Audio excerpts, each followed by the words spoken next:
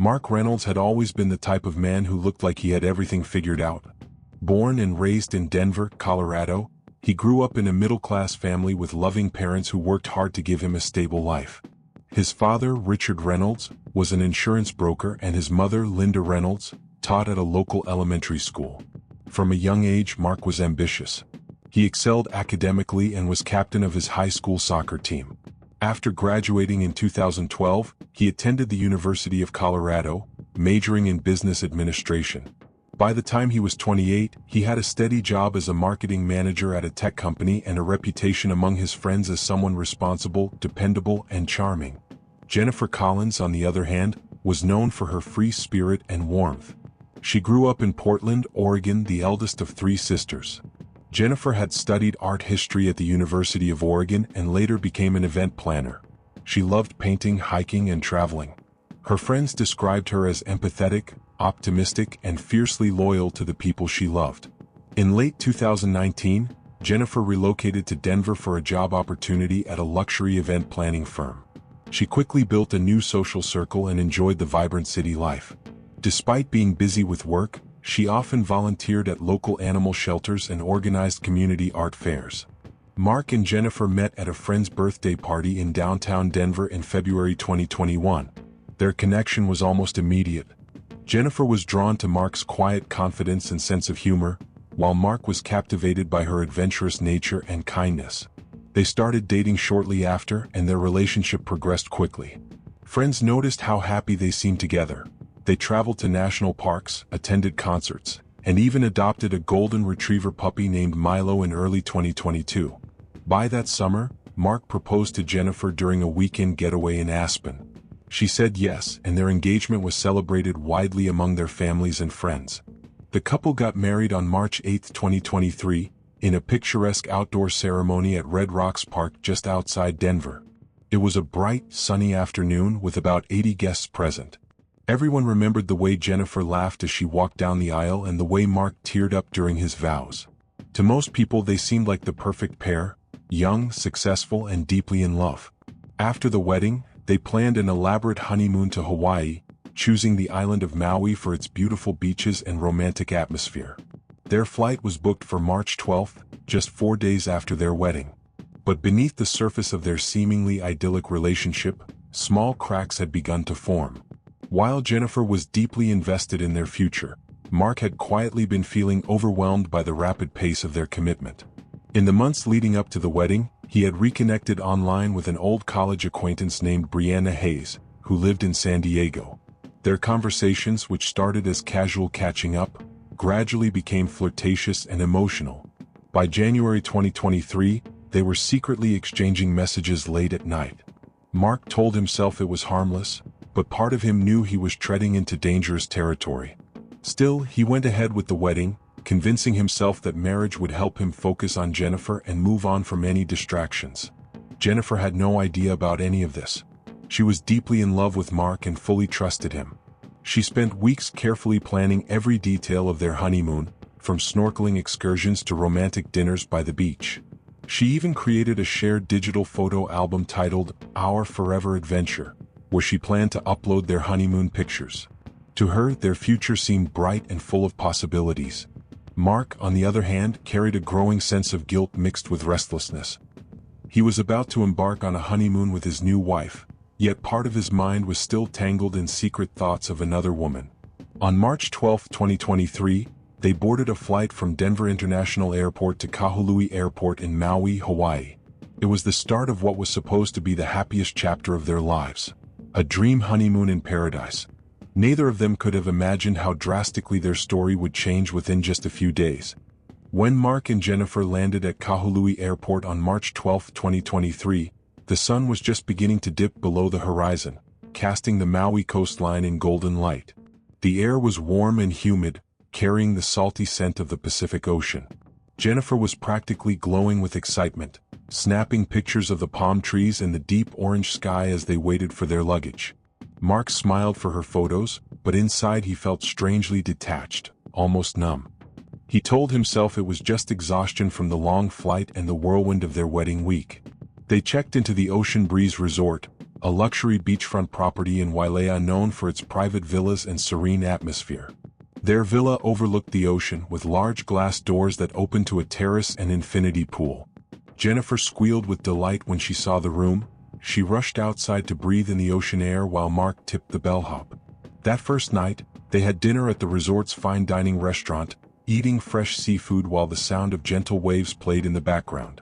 Jennifer talked about how she wanted to explore the island, hike to waterfalls, and take a surfing lesson. Mark nodded and smiled, but his mind wandered back to his phone, tucked away in his pocket. He hadn't replied to Brianna's last message, and the thought lingered like a shadow. The first few days of their honeymoon went smoothly on the surface. On March 13th, they took a snorkeling tour near Malakini Crater, marveling at colorful fish and sea turtles. Jennifer laughed and held Mark's hand as they floated side by side. That evening, they attended a traditional Hawaiian luau on the beach. Jennifer wore a white sundress with a flower tucked behind her ear, dancing barefoot in the sand while Mark watched quietly from their table. To anyone observing, they looked like the perfect newlyweds. But behind closed doors, tension had begun to creep in. Mark seemed distant, checking his phone late at night when he thought Jennifer was asleep. Jennifer noticed, but she brushed it off, assuming he was just tired or distracted. On March 14th, they rented a car to drive the famous road to Hana, a winding coastal route with breathtaking views. It should have been a romantic adventure, but instead they argued over small things: what music to play, where to stop, how long to stay at each waterfall. Jennifer grew frustrated with Mark's moodiness, while Mark grew irritated at Jennifer's endless enthusiasm. By the time they returned to the resort that evening, the air between them was strained. Jennifer tried to lighten the mood by suggesting a sunset walk along the beach, and Mark reluctantly agreed. They walked in silence as the sun dipped below the horizon, waves gently lapping at their feet. That night, Jennifer wrote a brief journal entry on her tablet. She mentioned how beautiful Maui was, how grateful she was to be married, and how she hoped Mark would relax and be present during the rest of the trip. She didn't confront him directly, choosing instead to remain optimistic.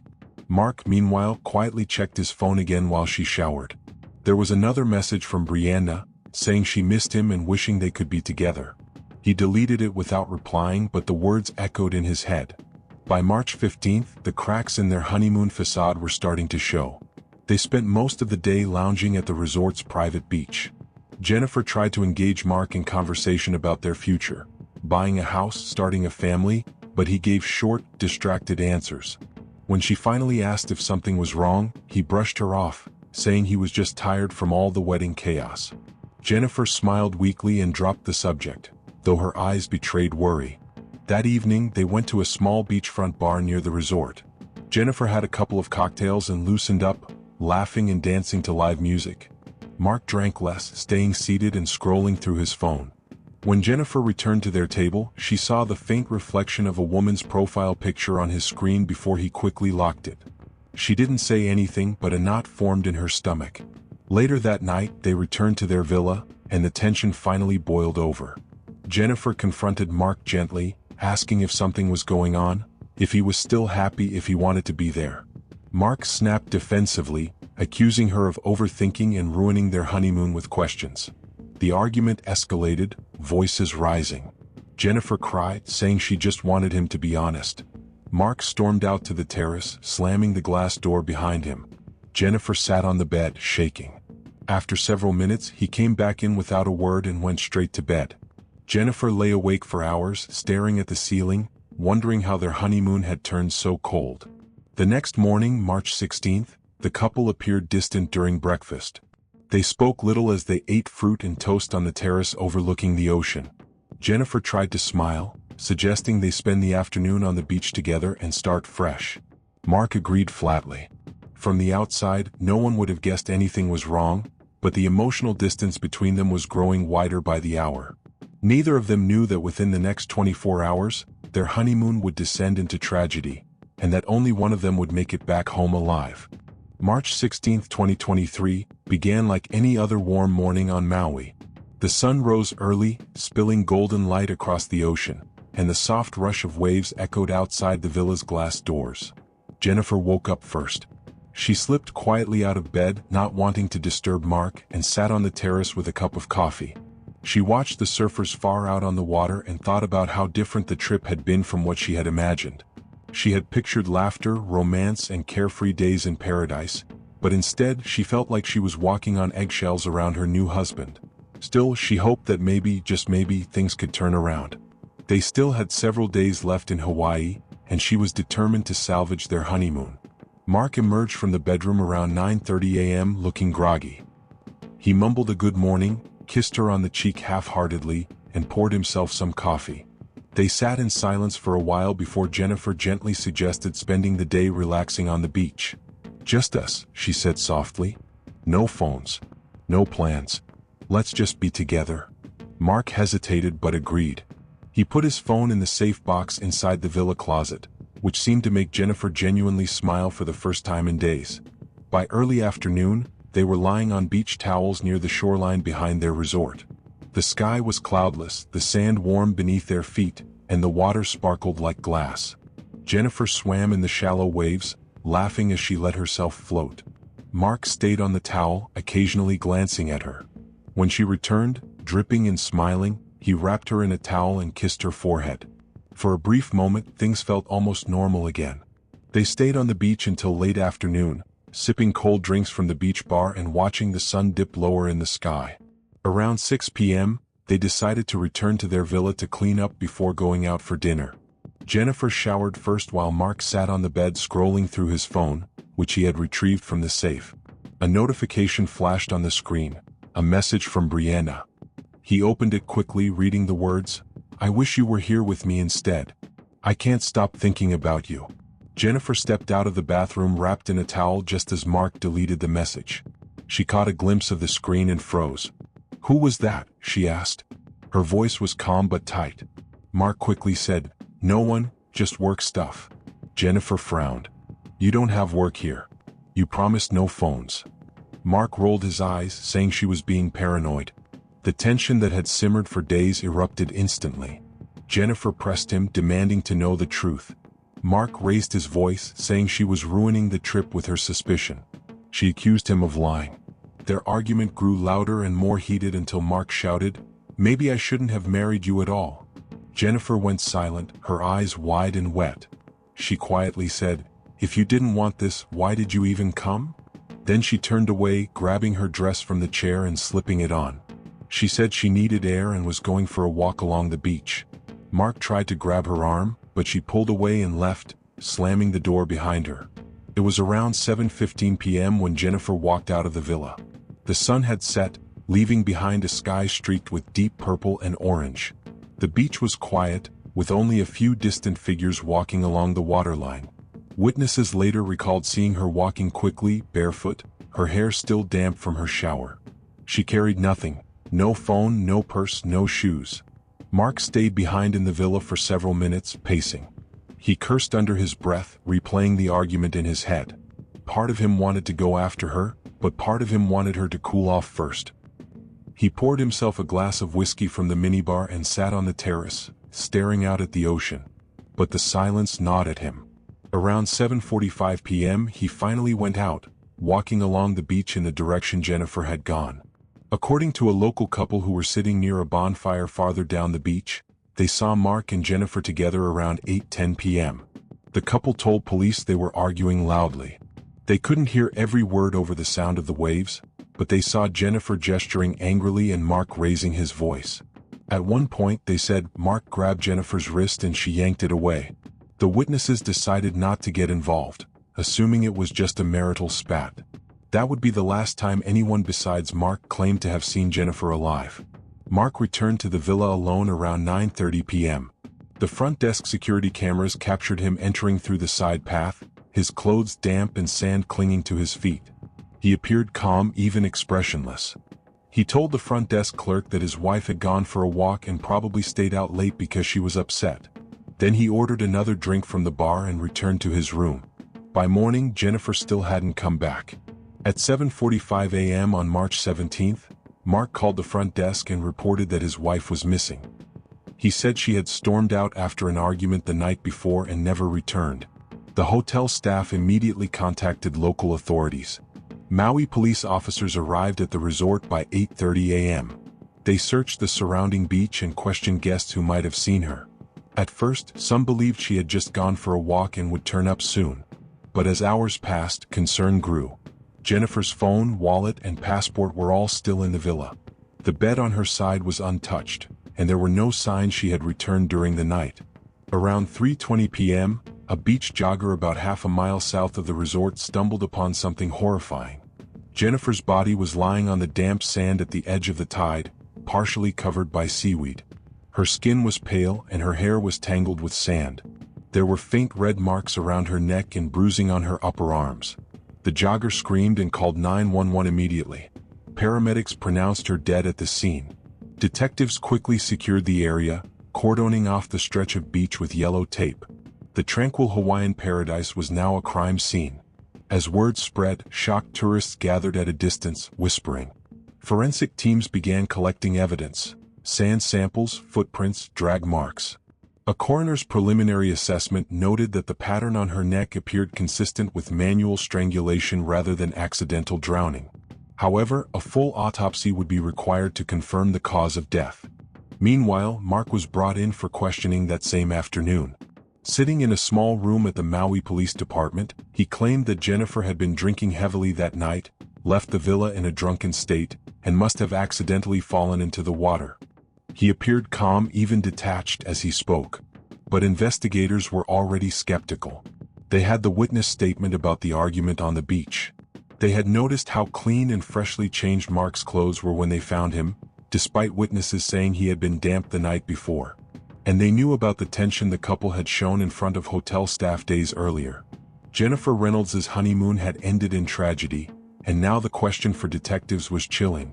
Was this a tragic accident, or cold-blooded murder? The news of Jennifer Reynolds' death spread quickly across Maui by the evening of March 17, 2023.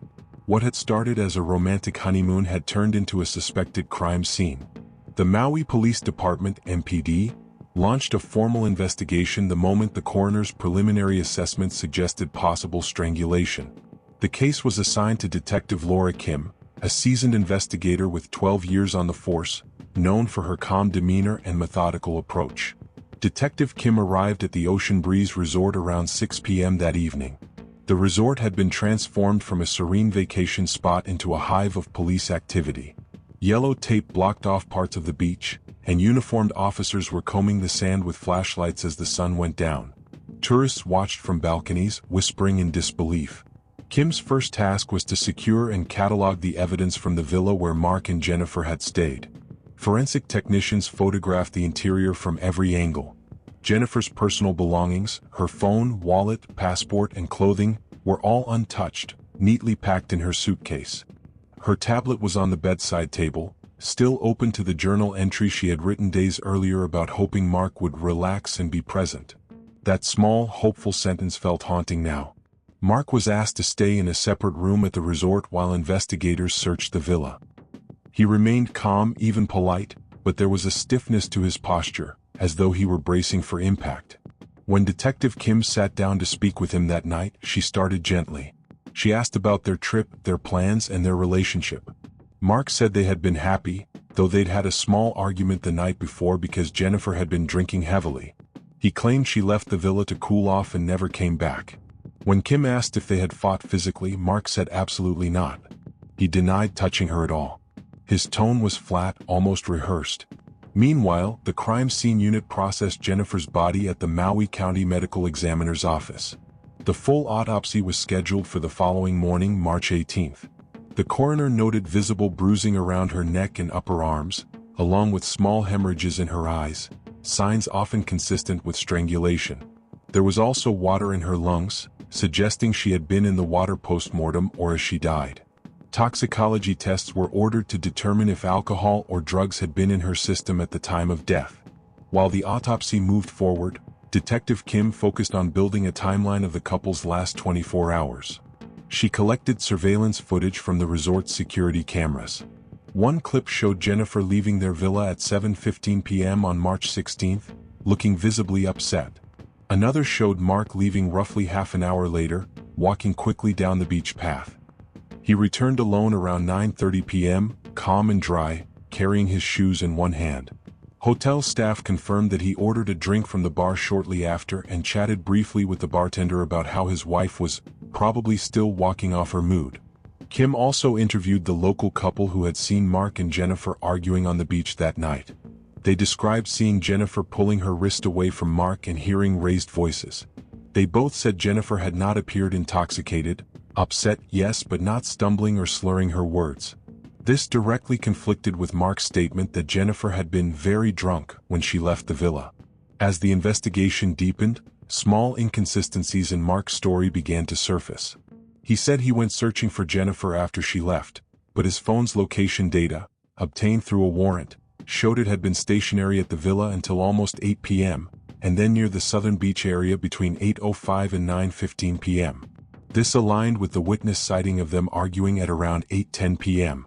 What troubled Kim even more was that when he returned at 9:30, there were no signs on his clothing of being wet or sandy, even though the couple who saw them said he had been standing near the water with her. On March 18th, the autopsy results came back. The official cause of death was listed as manual strangulation. Jennifer had also suffered light bruising on her ribs and upper arms, consistent with being grabbed or restrained. There were traces of seawater in her lungs, suggesting she was either placed in the water after death or as she lost consciousness. Toxicology results revealed only a moderate amount of alcohol, equivalent to about 2 cocktails, in her bloodstream, far from the heavily drunk state Mark had claimed. This revelation shifted the tone of the investigation completely. What had initially been treated as a possible accident was now officially considered a homicide. Detective Kim called Mark back to the station for a second interview on the afternoon of March 18th. This time the tone was sharper. She confronted him with the witness statements, the autopsy results, and the security footage timeline. Mark's composure began to crack. He stuck to his story, saying Jennifer had walked into the water herself and must have drowned, but he couldn't explain the marks on her neck. He grew defensive and said maybe she hit something underwater. When Kim mentioned the witness who saw him grab her wrist, he became agitated, raising his voice. "We argued, yes, but I didn't kill her," he said firmly. "She was drunk and emotional. She left me." Kim left the interview room frustrated but more convinced than ever that Mark was lying. That night, she obtained a search warrant for his phone and digital communications. What they found added another layer to the case. In his deleted message folder were fragments of conversations with a woman named Brianna Hayes, based in San Diego. The tone was unmistakably intimate. One message from early March read, "I wish things were different. Maybe they can be soon." Another from 2 days before the wedding said, "I can't stop thinking about you even with everything coming up." To investigators, it looked like a possible motive. Mark had married Jennifer while secretly maintaining an emotional affair with another woman. If he had wanted out of the marriage without facing divorce, Jennifer's death could have freed him, especially since her life insurance policy, taken out just a month earlier, listed him as the sole beneficiary. By March 19th, the Maui Police Department classified Jennifer Reynolds' death as a suspicious homicide, with her husband Mark Reynolds as the primary person of interest. The investigation had shifted into high gear, and the picture of a grieving husband was beginning to blur into something far darker. By March 20, 2023, 4 days after Jennifer's body was found, the Maui Police Department had gathered a growing stack of evidence against Mark Reynolds. Yet despite the circumstantial case building around him, they still lacked one crucial element: direct proof placing his hands on Jennifer that night. They had the autopsy, the witness sightings, and the suspicious affair, but no smoking gun. Detective Laura Kim knew the case needed something more solid before prosecutors could consider filing murder charges. That morning, Kim received a call from a resort guest named Claire Donovan. Claire had been staying 2 villas down from the Reynolds couple and had just returned home to Portland, Oregon. She said she hadn't realized the gravity of what happened until she saw news reports. Claire explained that on the night of March 16th, around 8:20 p.m., she had gone out on her terrace to watch the moonlight over the ocean. While there, she heard raised voices from the beach. When she looked down, she saw a man and woman standing near the waterline, arguing. She couldn't make out all the words, but she distinctly remembered the man yelling, "Stop walking away from me," and the woman crying. Then she saw the man grab the woman from behind as if to restrain her. She gasped and ran back inside to grab her phone, but by the time she returned, they were gone. Her statement aligned almost exactly with the other couple's citing of the argument and placed Mark physically holding Jennifer shortly before her death. But what truly made Kim's pulse quicken was when Claire added, "I actually caught a short video of it. I didn't think it mattered at the time, I just wanted to show my sister how loud the waves were that night." Claire emailed the video to Kim immediately. The clip was only 15 seconds long, dark and grainy, recorded from a distance. But with audio enhancement, investigators could hear the faint sound of Jennifer's voice shouting, "Let go of me," and Mark's voice responding, "You're not leaving like this." Though their faces were hard to see in the low light, the build, clothing, and timing all matched what Mark and Jennifer had been wearing. The video didn't show the actual killing, but it painted a chilling image. Jennifer was alive, struggling, and being physically restrained by Mark shortly before she was found dead. Kim took the footage to the Maui County prosecutor, who agreed it was strong supporting evidence but still wanted more before approving an arrest warrant. So Kim pressed deeper into Mark's digital footprint. On March 21st, a forensic technician finished recovering deleted messages and images from Mark's phone. Among them was a photo of Brianna, sent just 3 days before the wedding, captioned, "Counting down the days until you're mine." Another message from March 10th said, "Once the honeymoon is over, I'll figure out how to end it. I can't live like this." This was the first explicit suggestion that Mark had considered leaving Jennifer, or ending it, even before the wedding had begun. Investigators also found that Mark had searched for phrases like, "how long life insurance payout takes after spouse death," and "drowning accident Hawaii news," on his laptop in the weeks before the honeymoon. Those searches were dated February 28th and March 1st, just before their wedding. The twist that sealed everything came unexpectedly from San Diego. Kim had contacted Brianna Hayes for questioning, and Brianna initially denied any romantic involvement. But when confronted with the recovered messages, she broke down. She admitted that she and Mark had been having an on-and-off affair for over a year.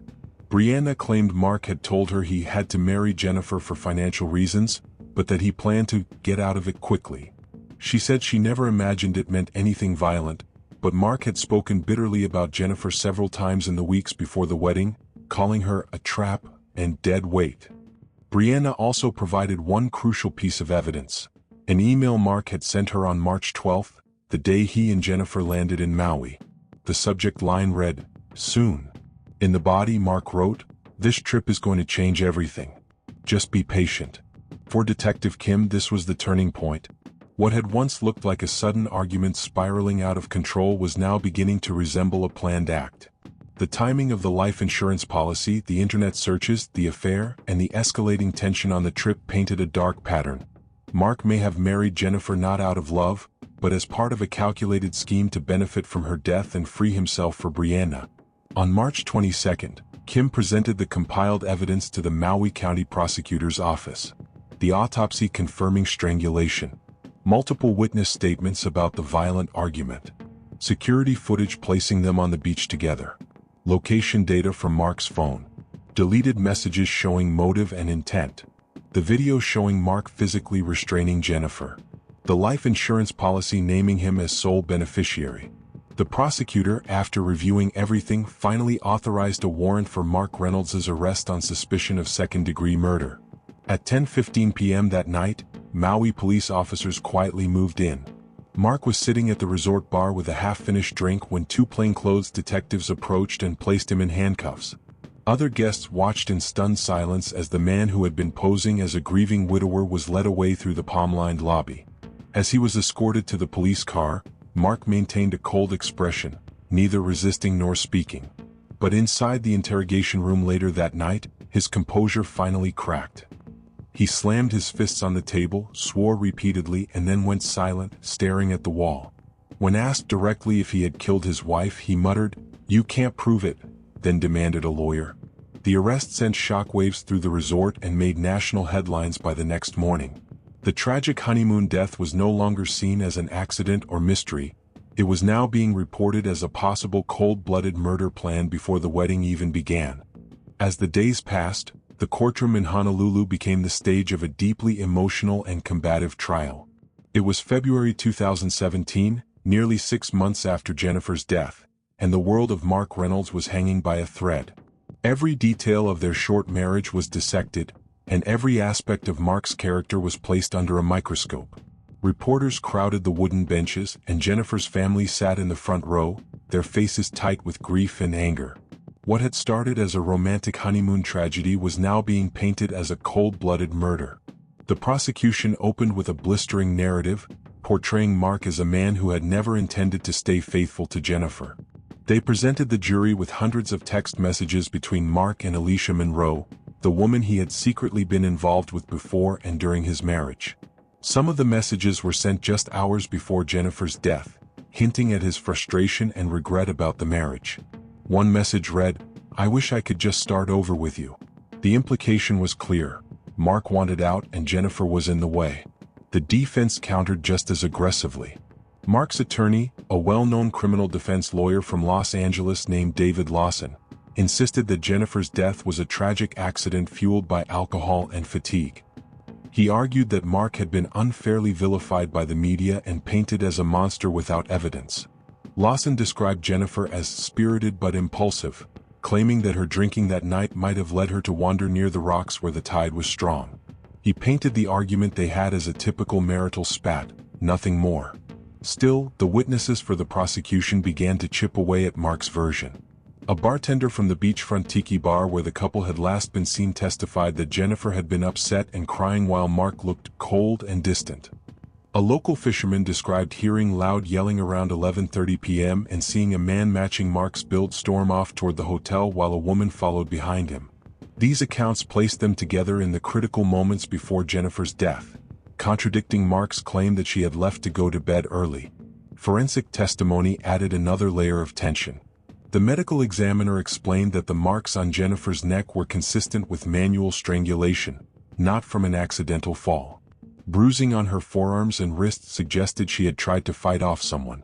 When the photographs were displayed to the jury, Jennifer's mother quietly wept, and Mark stared at the table, refusing to look. The emotional atmosphere reached its peak when Alicia Monroe was called to the stand. Dressed in conservative clothing and visibly nervous, she told the court that Mark had confided in her about feeling trapped in his marriage just weeks before the wedding. She said he promised he would leave Jennifer after the honeymoon and start a life with her instead. The courtroom erupted in whispers. Lawson objected, arguing that her testimony was purely circumstantial, but the judge allowed it. It planted a devastating seed of doubt in the jury's mind. Mark's own decision to testify was risky, but he insisted on it. Taking the stand, he tried to appear calm, but his voice trembled. He spoke about their relationship, saying he loved Jennifer but admitted they were under stress. He denied harming her and claimed he had been asleep when she left the hotel room that night. However, under cross-examination, the prosecutor pressed him about inconsistencies in his timeline, the incriminating texts, and why his fingerprints were found on Jennifer's upper arms in a pattern consistent with gripping. He struggled to provide convincing answers, and the jury watched him closely, noting every hesitation. By the end of the third week of trial, the tension was almost unbearable. Public opinion was fiercely divided. Some believed Mark was being persecuted by an overzealous prosecution, while others saw him as a manipulative killer who murdered his wife for freedom and a future with another woman. The media dubbed it the honeymoon murder case, and nightly news coverage showed images of the smiling newlyweds on their wedding day contrasted with grim photos of the crime scene. As closing arguments approached, everyone inside that courtroom knew the stakes. Mark's life would be decided by 12 strangers who had listened to weeks of painful testimony and conflicting evidence. The truth about what had really happened on that moonlit Hawaiian beach was still obscured, but the weight of suspicion hung heavily over Mark. What had once been a love story had transformed into a legal and emotional battlefield, and the fight for justice, or survival, was nearing its breaking point. On the morning of March 3, 2017, the atmosphere inside the Honolulu Circuit Court was suffocating. The jury had spent nearly 2 full days deliberating behind closed doors. Tension gripped the gallery as Mark Reynolds sat stiffly at the defense table, his face pale but expressionless. He had lost weight over the past few months, and the once confident newlywed now looked hollow, almost ghost-like. Jennifer's parents sat together, clutching each other's hands tightly as they awaited the verdict that would finally decide whether their daughter's death had been an accident or murder. When the jurors filed back into the courtroom, their faces were somber and unreadable. The judge asked the foreperson to stand and read the decision. The words seemed to echo through the silent chamber. "We, the jury, find the defendant, Mark Reynolds, guilty of second-degree murder." A sharp gasp cut through the room. Jennifer's mother broke down in tears, collapsing into her husband's arms.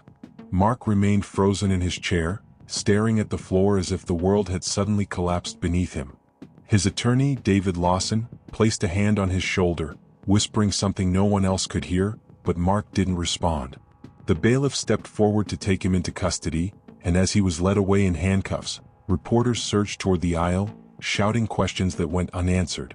The judge later sentenced Mark Reynolds to 35 years in prison without the possibility of parole, citing the betrayal of trust and the cold circumstances surrounding Jennifer's death. The court concluded that Mark had intentionally strangled his wife during an argument, driven by his desire to escape the marriage and pursue a future with his lover, Alicia Monroe. It was the end of what had begun as a picture-perfect love story and had ended in violence and tragedy. In the months following the trial, the case continued to dominate headlines across the country, becoming a grim cautionary tale about deception, betrayal, and the dark possibilities that can hide behind a smiling photograph. Documentaries dissected every detail, and true crime podcasts analyzed the timeline, the evidence, and the psychology of a man who had seemingly thrown away everything. Alicia Monroe vanished from public view, reportedly moving out of state and changing jobs, haunted by her role in the tragedy. Jennifer Reynolds was buried in her hometown of Portland, Oregon, beneath a simple white headstone engraved with the words, "Loved Beyond Measure." Each year, on the anniversary of her death, her family gathered quietly at her gravesite, remembering the young woman who had once dreamed of a bright future, only to have it stolen away on a moonlit Hawaiian beach. For the people who had known them, the story of Mark and Jennifer Reynolds was more than just another headline. It was a reminder that even the most beautiful beginnings can hide the darkest endings. And for Mark, now serving his decades-long sentence in a federal prison on the mainland, the honeymoon that was meant to start a lifetime together had instead marked the beginning of a lifetime alone.